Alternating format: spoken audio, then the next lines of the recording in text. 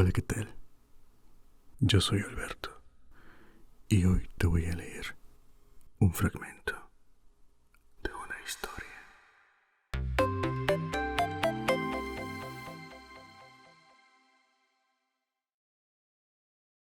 Hoy te presento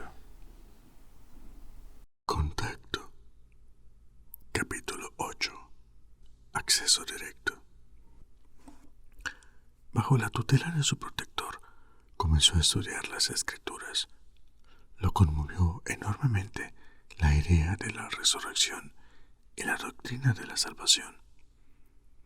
Al principio ayudaba al reverendo Rankin en tareas menores y con el tiempo llegó a reemplazarlo cuando le tocaba ir a predicar a los sitios más lejanos, en especial cuando el joven Billy partió rumbo a Odessa, Texas, respondiendo a la llamada de Dios. Muy pronto, Josh encontró su propio estilo oratorio. Con un lenguaje sencillo y metáforas comunes, explicaba el bautismo y la vida en el más allá, la relación entre la revelación cristiana y los mitos de la Grecia y la Roma clásicas, la idea del plan de Dios para el mundo y la concordancia entre la ciencia y la religión, cuando a ambas se las entendía como corresponde. No era una predicación convencional, quizá demasiado ecuménica para el gusto de muchos, pero sí misteriosamente popular. Como tú has renacido, Josh, le dijo un día Rankin, tendrás que cambiarte de identidad. Pero Palmer Josh es un nombre tan adecuado para un predicador que sería muy tonto no conservarlo. Al igual que los médicos y los abogados, los vendedores de religión no suelen criticar la mercancía de sus colegas, observó Josh. No obstante, una noche concurrió a una iglesia a escuchar a Billy Joe Rankin, hijo, que gloriosamente había regresado de Odessa y tenía que dirigir una homilía ante una multitud. Billy enunciaba una severa doctrina de recompensa, castigo y éxtasis. Sin embargo, esa noche estaba destinada a las curaciones. El instrumento de curación, según se le dijo a la feligresía, era la más santa de las reliquias, más sagrada que una astilla de la verdadera cruz, incluso que el hueso del brazo de Santa Teresa de Ávila, que el generalísimo Francisco Franco guardaba en su despacho para intimidar a los piadosos.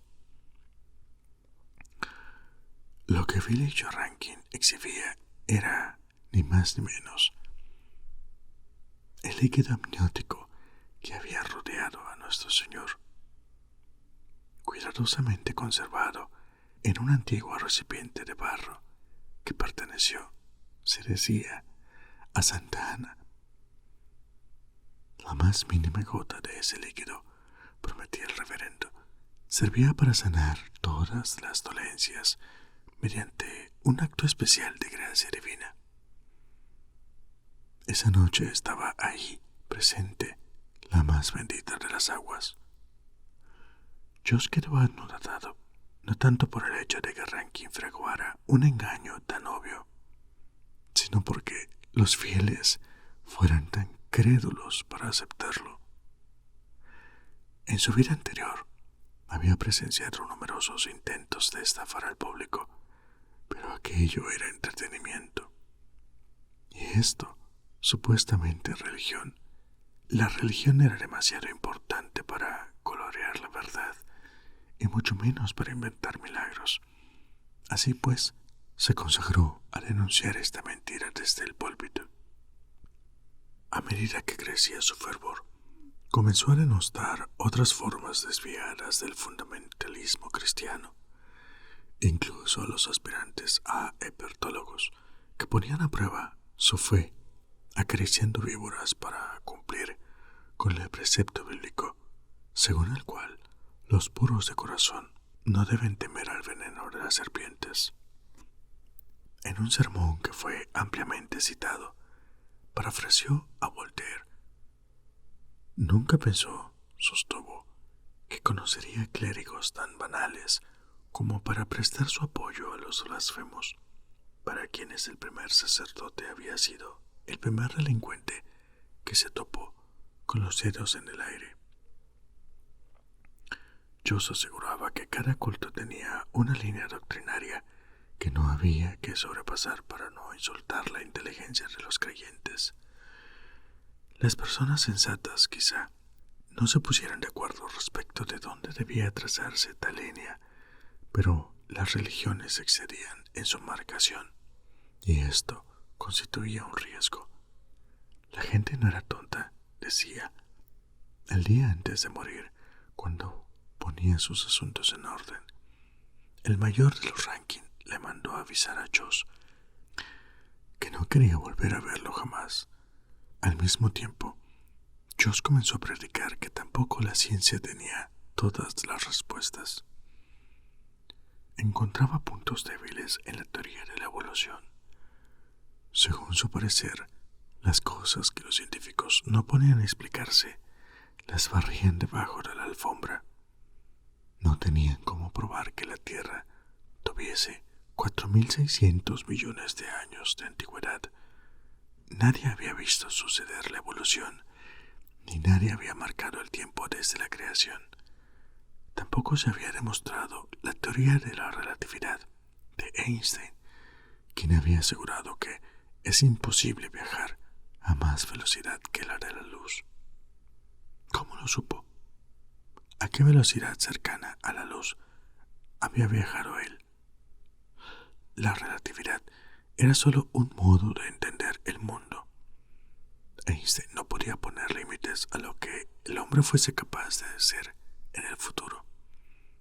Y por cierto, tampoco podía ponerse límites a las acciones de Dios. ¿Acaso Dios no podía viajar más rápido que la luz si lo deseara? ¿Acaso Dios no podía hacernos viajar a nosotros más rápido que la luz si lo deseara?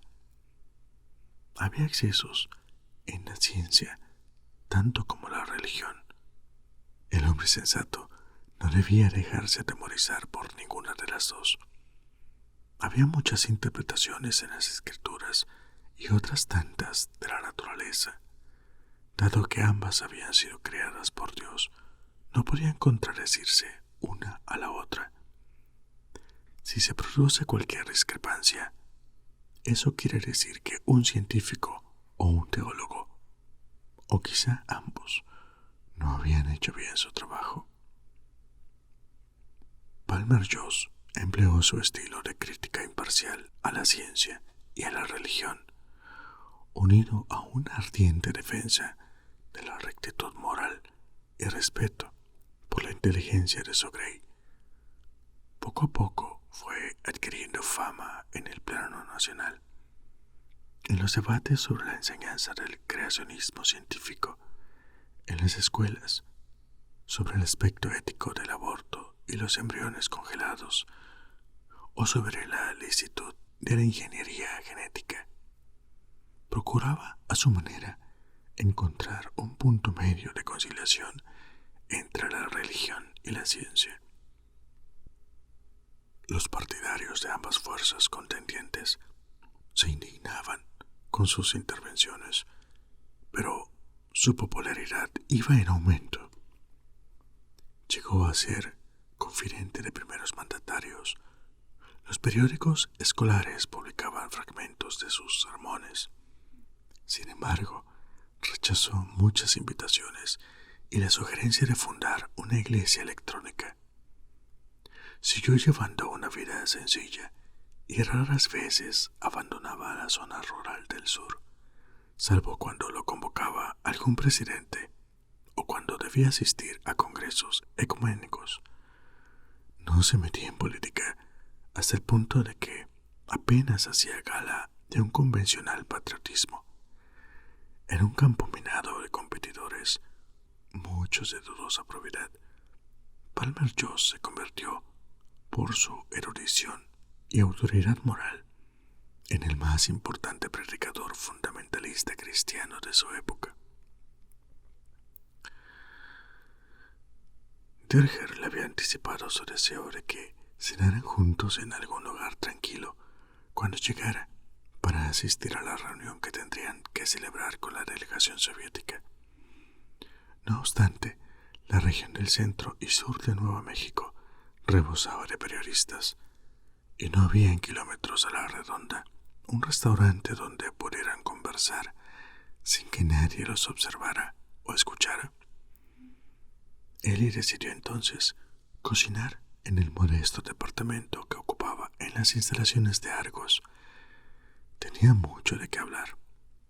A veces parecía que el destino de todo el proyecto pendía de un delgado hilo en manos de la presidenta.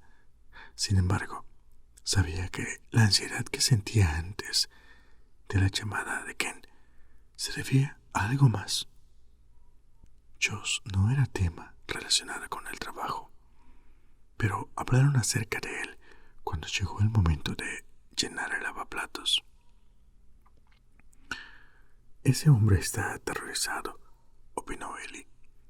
No tiene una amplia perspectiva. Cree que el mensaje será una exégesis bíblica inaceptable o algo que ponga en duda su fe. No tiene idea de cómo un nuevo paradigma científico incluye el anterior. Se pregunta qué ha hecho la ciencia por él en los últimos tiempos, y a un hombre así se le considera la voz de la razón. Comparado con los milenaristas del día del juicio final, Palmer Joss es el rey de la moderación, repuso Derger.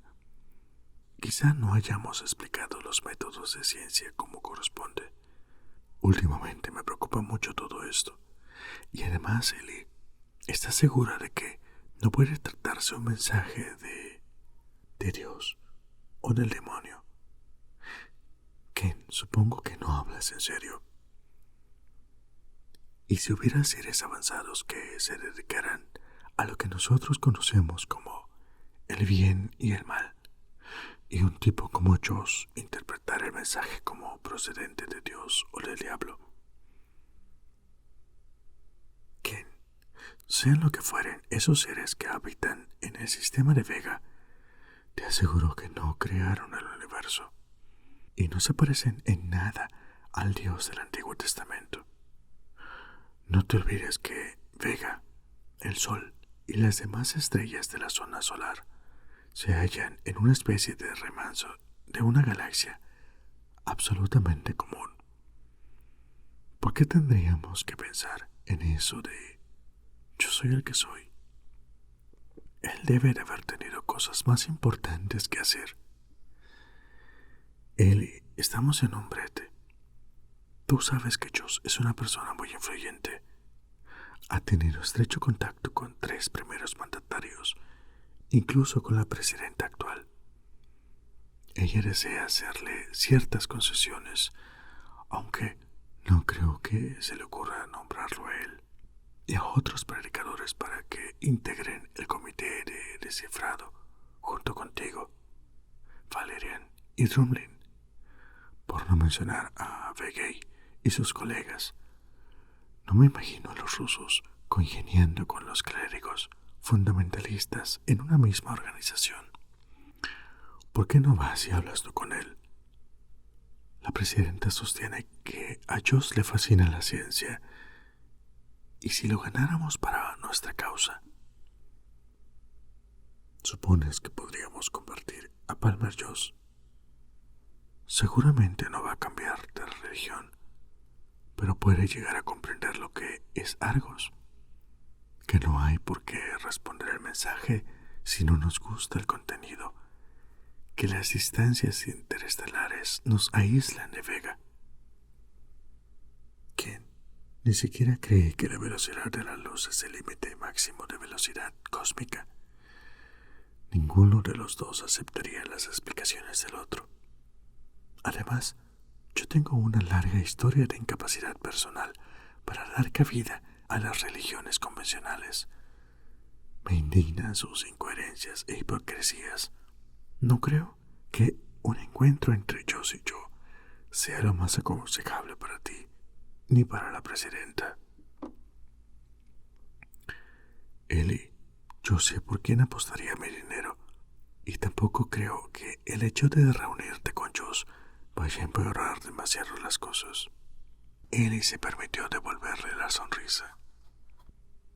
Al estar ya ubicadas las naves de rastreo y con algunos radiotelescopios instalados en sitios tales como Reykjavik y Jakarta, podía cubrirse sobradamente la señal de Vega en todas las longitudes. Se convocó a una reunión en París del Consorcio Mundial para el Mensaje. Era natural que, a modo de preparación, los países que contaban con mayor cantidad de datos realizaran un coloquio científico preliminar. Se reunieron durante 4 días. La sesión final de conclusiones tenía por objeto documentar a aquellas personas, como Derger, que actuaban de intermediarios entre los científicos y los políticos. La delegación soviética, presidida nominalmente por Lunekarsky, incluía también a varios técnicos y hombres de ciencia de igual nivel, entre ellos Henryk Arkhangelski, recientemente designado jefe de Intercosmos, el organismo internacional dedicado al espacio, y Timofey Gosraisy, que figuraba como ministro de Industrias Semipesadas y miembro del Comité Central. Era evidente que Begay sentía una enorme presión. Había vuelto a fumar un cigarrillo tras otro. Entiendo que haya una adecuada superposición de longitud, pero hay otras cosas que me preocupan. Si se produce una falla a bordo del Marshall Nedelin o un corte de energía en Reykjavik, ¿peligrará la continuidad del mensaje? Supongamos que el mensaje se prolongue durante 2 años. Tendríamos que esperar 2 años más para completar lo que quede en blanco. Y no se olviden de que tampoco sabemos si el mensaje habrá de repetirse. Si no hubiera repetición, jamás completaríamos los tramos que nos faltan. Creo que deberíamos prepararnos para cualquier contingencia. ¿Qué es lo que propone?, preguntó Derger. Grupos electrógenos de emergencia en todos los observatorios. Sí, además amplificadores y espectrómetros independientes en cada estación. También habría que organizar algún servicio de transporte aéreo rápido de helio con destino a observatorios remotos, si fuese necesario. Ellie, ¿estás de acuerdo? Totalmente. Algo más. Pienso que deberíamos seguir observando a Vega en un margen muy amplio de frecuencias. Es preciso estudiar también otras regiones de la esfera celeste. A lo mejor la clave del mensaje no proviene de Vega, sino de otra parte. Permítame recalcar por qué es tan importante lo que propone Begay, le interrumpió Valerian. Este es un momento excepcional. Estamos recibiendo un mensaje, pero no hemos adelantado nada de su decodificación, puesto que no tenemos experiencia en esta materia. Por consiguiente, es preciso prever todas las eventualidades. No quisiéramos que dentro de un par de años nos entraran ganas de suicidarnos por habernos olvidado de tomar una mínima precaución o por algún minúsculo detalle que se nos pasó por alto. La idea de que el mensaje se repetirá no es más que una conjetura. No hay nada más en el mensaje mismo que lo que dé a entender. Si dejamos pasar ahora la oportunidad, quizá la hayamos perdido para siempre. Concuerdo además en que es necesario tomar otras medidas.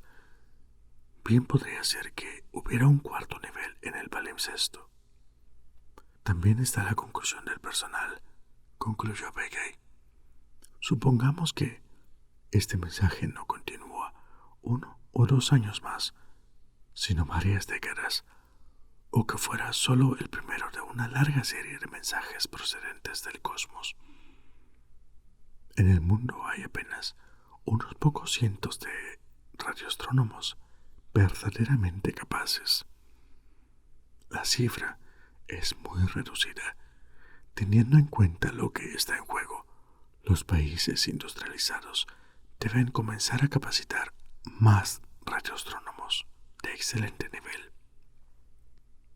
Eli advirtió que Ghostreise, que hablaba muy poco, tomaba nota de todo. Una vez más pensó cuánto más dominaban los soviéticos el inglés que los norteamericanos el ruso. A comienzos del siglo, los científicos del mundo entero hablaban, o al menos leían, el alemán. Antes había sido el francés y aún antes el latín. En el futuro quizá hubiese algún otro idioma científico obligatorio. El chino, tal vez. Por el momento era el inglés. Los científicos de todo el orbe se esforzaban por aprender sus ambigüedades y casos irregulares. Encendiendo un nuevo cigarrillo con la colilla anterior, prosiguió Begay. Hay algo más que decir. Se trata de apenas una teoría, ni siquiera tan factible como la idea de que el mensaje habrá de repetirse. Idea que, muy adecuadamente, el profesor Valerian refirió como una conjetura. Normalmente, yo no me inclinaría por manifestar semejante hipótesis tan al comienzo, pero si fuera válida, habría que ir pensando de inmediato en futuras medidas. No tendría coraje para plantear esta posibilidad si el académico Arkhangelski no hubiese llegado a la misma conclusión. Él y yo hemos discrepado respecto del corrimiento al rojo de los quasar, respecto de la física del quark en las estrellas del neutrón. Muchas veces no hemos coincidido. Debo reconocer que en ocasiones tenía razón él y a veces yo. Tengo la sensación de que casi nunca hemos estado de acuerdo en la etapa teórica de ningún tema. Sin embargo, en esto pensamos igual. ¿Por qué no explica, por favor? Arkhangelski parecía tolerante, casi divertido. Hacía años que tenía con Lunacharsky una rivalidad personal, traducida en acaloradas discusiones científicas y una celebrada controversia acerca del apoyo que debía prestársele a la investigación soviética sobre la fusión. Nosotros suponemos que el mensaje contiene las instrucciones para fabricar una máquina. Por supuesto, no sabemos cómo hacer para descifrarlo, pero la prueba está en las referencias internas. Les doy un ejemplo. En la página 15.441 hay una clara alusión a una página anterior, la 13.097, que por suerte tenemos. Esta última página se recibió aquí, en Nuevo México, y la primera en nuestro observatorio de Tashkent. En la página 13.097 hay otra referencia a algo que no conocemos, porque en esa época no cubríamos todas las longitudes. Hay muchos casos de estas citas de páginas anteriores. En general, y esto es lo importante, vienen instrucciones complicadas en la página reciente y otras más sencillas en la anterior. En un caso hay, en una sola página, 8 citas de material previo. A lo mejor, sugirió Eli, son ejercicios matemáticos que se resuelven graduando progresivamente las dificultades. También podría ser una novela. Deben de vivir una existencia mucho más larga que la nuestra, en la que los hechos se relacionen con las experiencias de la niñez, o como fuere que se llame en Vega, el primer periodo de vida. Tal vez sea incluso un manual religioso. Los 10 millones de mandamientos, acotó Terger riéndose. Sí, puede ser, admitió Lunacharsky. mirando por la ventana por entre una nube de humo. Los telescopios parecían contemplar anhelantes el firmamento. Pero observando el esquema de tantas citas, convendrán conmigo en que se asemejan más a un manual de instrucciones para fabricar una máquina que quién sabe para qué será.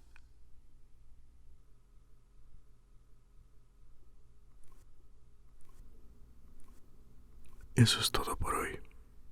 Si te ha gustado, dale like y suscríbete. Hasta la próxima. Adiós.